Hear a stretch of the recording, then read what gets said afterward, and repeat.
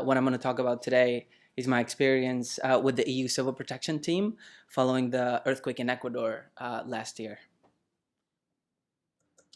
So I wanted to get across three key points. Firstly, I wanted to introduce the EU Civil Protection Team because I know that I personally didn't know about it before engaging in this mission, and I don't know if people here do know about it. It's similar to the UN mechanism for disaster response, and it's something that the UK is part of. So I figured it's worth introducing it. I'll also give a brief description of the earthquake in Ecuador in April of last year, and then I'll discuss the structural assessment work that I was involved with.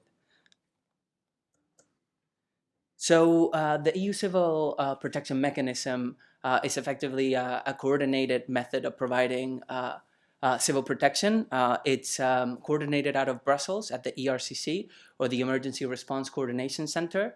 And effectively, if any country is hit by a disaster, they can activate the mechanism and sort of make a request for assistance. This request is then received and assessed at the ERCC and disseminated to the participating member states. So it's not just countries that are part of the EU. There are also a number of other countries in the region that are part of the EU Civil Protection Mechanism. So hopefully that means that after Brexit, the UK may still be involved, but I guess too soon to know any of that. So once they disseminate the request for assistance to the participating states, they're going to feed back to the ERCC what they can provide, and the ERCC is going to provide a coordinated response in terms of what needs can be provided and what sort of aid can be facilitated. The idea of this is essentially to avoid duplication in providing assistance, because you can think of if individual countries were actually activated, or the mechanism that they had in individual countries was activated separately, then you'd have a lot of repetition. And because there are other international mechanisms to request this sort of aid, before actually deploying any sort of support or aid, the ERCC waits for confirmation from the country that has activated the mechanism before actually deploying a team. But if the offer for support is actually accepted, then a team is deployed, and then this team, once on the field, is sort of communicating and feeding information back to the ERCC, which then sort of help facilitate the mission and effectively provide additional help if necessary. So it was within this mechanism that I had the opportunity to participate in a EU Civil Protection Team, and this was in response to the earthquake in Ecuador last year. So I'll provide a few key details on the event. It happened on a Saturday, April 16th, around 7 p.m. Local time. It was a magnitude 7.8 earthquake that happened along the coast. It was in 29 kilometers from Muisne, Manabí, which is shown in this map. You can see the epicenter is actually denoted by the star. So almost 700 people were killed, 27,000 people were injured, and around 7,000 buildings were destroyed.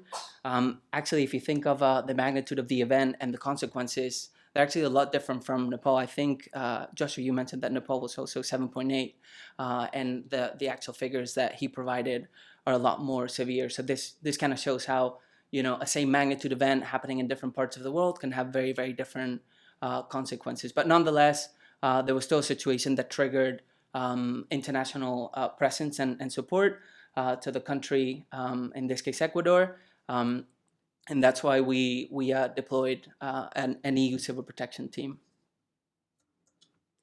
Okay, so I was one of 3 structural engineers that were part of the team, and we were based in Puerto Viejo, which is a city that was roughly 150 kilometers south from the location of the epicenter.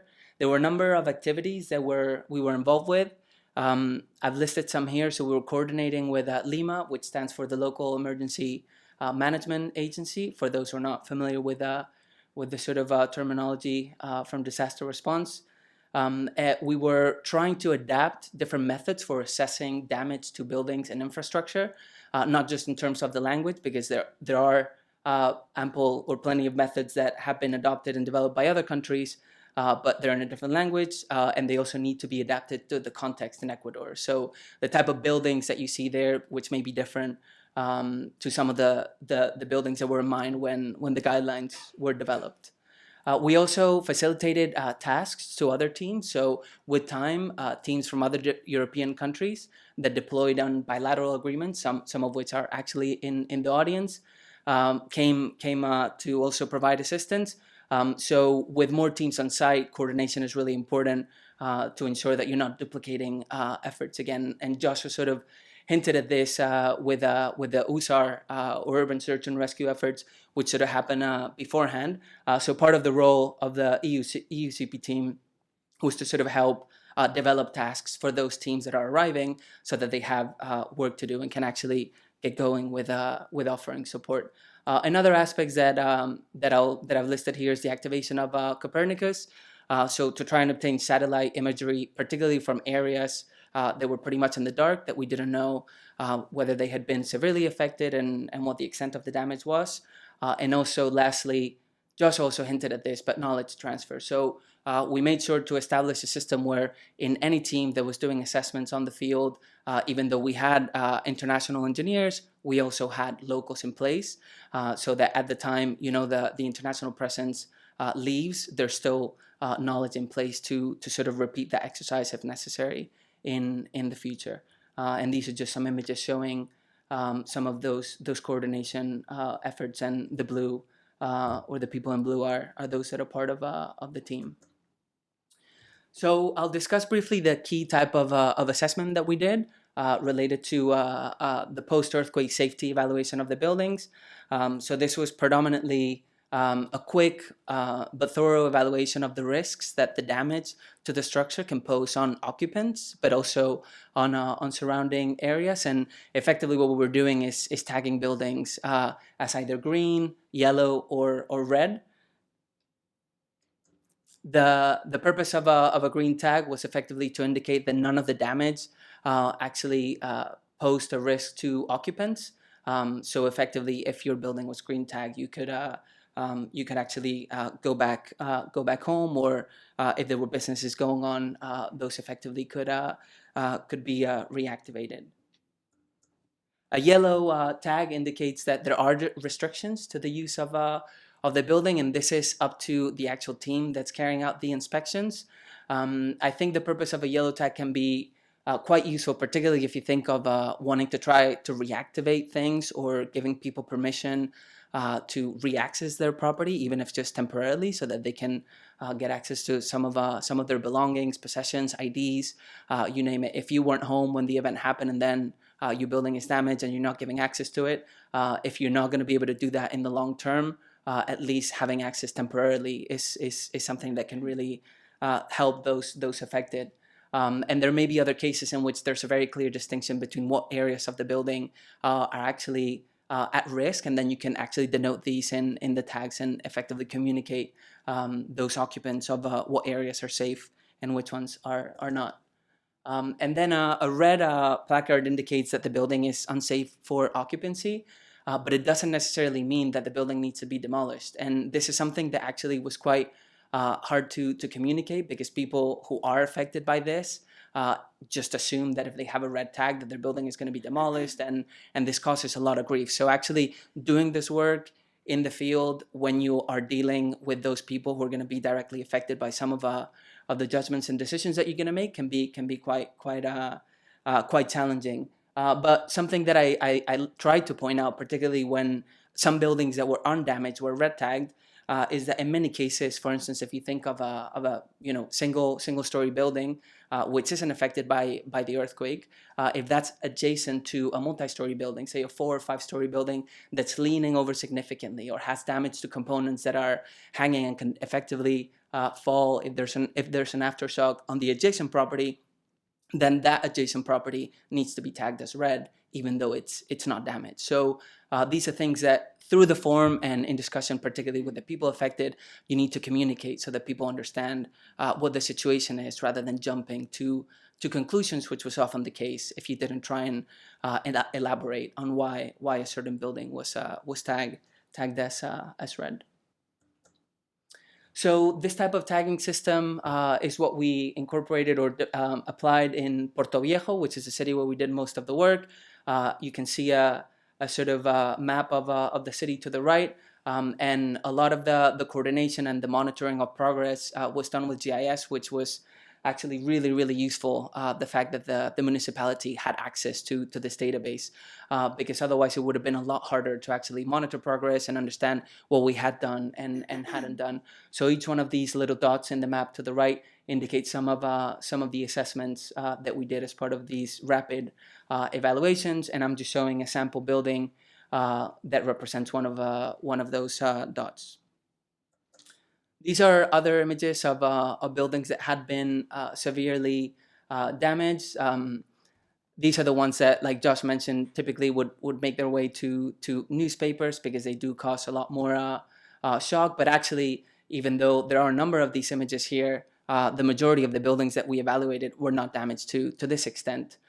So the majority of structures actually that we inspected were reinforced concrete frame buildings that had masonry infills. And in a large number of cases, it was actually the infills or non-structural components that were damaged. And those were the ones that were causing or triggering yellow or red tags.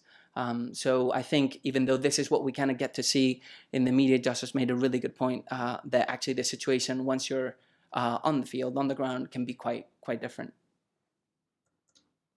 So in total, we were in the field for roughly a week, and we managed to evaluate almost 900 buildings, most of which in Puerto Viejo, but also some in Pedernales, and there's someone in the audience who actually did some of these assessments.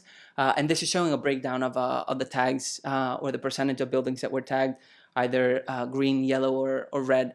And I guess I want to emphasize what the value in doing these evaluations is.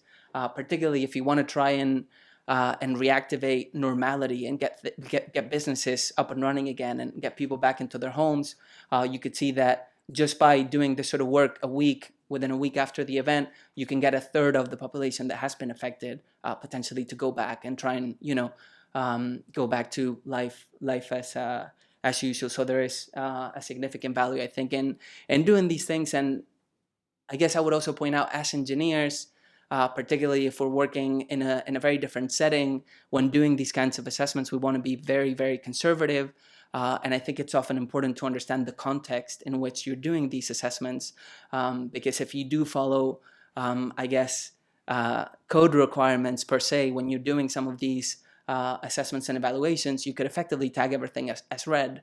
And actually, that doesn't really help the community that has been affected. So you really need to take yourself a little bit outside of your comfort zone and try and understand what the impact of the damage is and how you can help with the assessments that you're carrying out. So this is the last slide that I have. I think it's quite useful to just sort of put things in perspective a little bit. So there's a little bit of a summary of the aid that was provided by the EU Civil Protection team. I talked mainly about the structural assessment work that we did. But there were a number of other things that were provided by this mechanism. And what I think this is also really useful for is actually feeding back a picture of what the actual needs are, which can then inform how the humanitarian aid that's sent to the affected country should be invested. And this is why actually within the EU, ECHO is the sort of organization that leads the civil protection and humanitarian aid, and they're sort of linked together to facilitate, that transfer of information. One other thing that I wanted to highlight, and I think it's quite useful, is looking at the timeline of events here. So I mentioned the earthquake occurred on April 16th, and on April 19th is when you actually had the first urban search and rescue teams from European countries arriving. So this gives you a sense, like Josh was mentioning, that it actually can take quite a significant number of days for these teams to arrive. And if people have been trapped in these buildings, there's obviously a lot less probability of finding someone alive the longer you wait to try and locate them and rescue them. And then the EU Civil Protection Team arrived a few days later, so around April 20th. So the work that I've kind of mentioned comes normally when the urban search and rescue efforts are sort of coming coming to an end. And there are official points at which the people that are coordinating the response will say, we no longer need urban search and rescue, and sometimes a few teams will stay in case there's a need for them in the event of aftershocks.